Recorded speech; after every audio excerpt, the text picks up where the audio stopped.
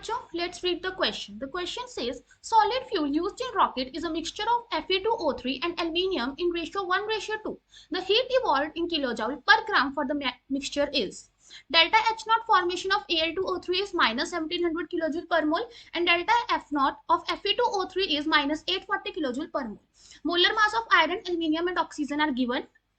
इस क्वेश्चन में हमें क्या है, हमें बता रखा है कि जो सॉलिड फ्यूल है रॉकेट में वो किस किस का बना होता है, Fe2O3 एंड एल्यूमिनियम। और इसमें सबसे इंपॉर्टेंट है कि हमें रेशियो मेंशन है, तो हम इसको ध्यान से लेके चलना है कि रेशियो कितनी है, 1:2 में प्रेजेंट है। हमें निकालना क्या है, हीट इवॉल्व निकालना है, that is delta H of formation निकालना है। लेकिन सबसे इंपॉर्टेंट चीज है कि इसमें जो क्वेश्चन में पूछा गया है वो हमें पर ग्राम के लिए निकालना है, पर मोल के लिए नहीं निकालना। तो हम देख लेते हैं इस क्वेश्चन के लिए हमें किस की कंसेप्ट की रिक्वायरमेंट है। इस क्वेश्चन को करने के लिए हमारे पास हमें पता होना चाहिए कि जब ये रिएक्शन होती है तो हमारे पास प्रोडक्ट क्या बनेगा, Fe2O3 प्लस एल्यूमिनियम, तो ये मिलके क्या बनाएंगे, Al2O3 प्लस 2Fe, तो यहाँ पे क्या आ जाएगा 2, तो ये 1:2 में हमारे पास रिएक्ट कर रहे हैं।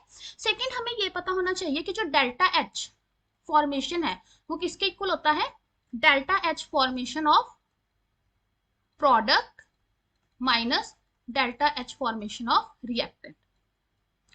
अब हमारे पास अगर इतनी सी नॉलेज है तो हम अपने क्वेश्चन में जो वैल्यूज गिवन है वो डाल सकते हैं। प्रोडक्ट में हमारे पास क्या है, Al2O3, Al2O3 का हमारे पास क्या दे रखी है, डेल्टा H की वैल्यू माइनस 1700, सो हम यहाँ पे पुट कर देंगे minus delta H of reactant Fe2O3 की हमें क्या दे रखी है, दैट इज 840। अब क्वेश्चन आता है कि हमने आयरन और एल्यूमिनियम की क्यों नहीं ली, क्योंकि जब भी हमारे पास कोई चीज एलिमेंटल फॉर्म में होती है तो उसकी जो डेल्टा एच एफ नॉट होती है दैट इज 0। सो इनकी हमें डेल्टा एच एफ नॉट की वैल्यू जो थी क्वेश्चन में गिवन थी हमने पुट कर दी, तो इसको हम सॉल्व करेंगे तो हमारे पास आ जाएगी माइनस 860 किलोजूल पर मोल।